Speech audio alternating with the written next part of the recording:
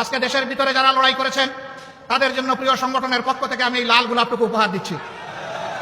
প্রবাসে থেকে যারা লড়াই করেছেন তাদের জন্য আরেকটি লাল গোলাপ উপহার দিচ্ছি।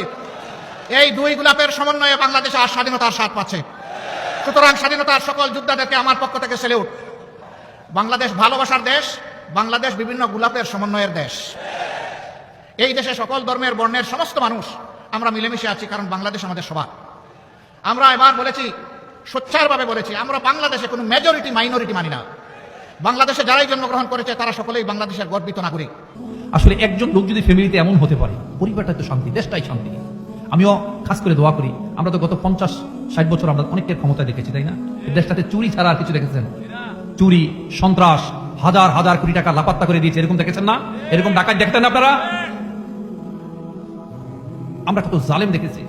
মানুষ যে আল্লাহকে মানে, রাসূলকে মানে, মারা যাবে মানে, সে কিভাবে এত অন্যায় করে, অন্যায় করার পরেও স্বীকৃতি তো নাই, আল্লাহর কাছে তো ক্ষমা চাই না, উপরন্তু হচ্ছে আমার কি দোষ, ঠিক না ভাই? তো এই ধরনের মানুষের কথা শুনবেন, কথা পছন্দ করবেন। আসলে leader is someone who knows the way, who shows the way, who goes the way. একজন লিডার তো তিনি রাস্তা চিনেন এবং তার অনুসারীদেরকে হাত ধরে রাস্তা দেখাইয়া নিয়ে যেতে পারেন। যিনি রাস্তা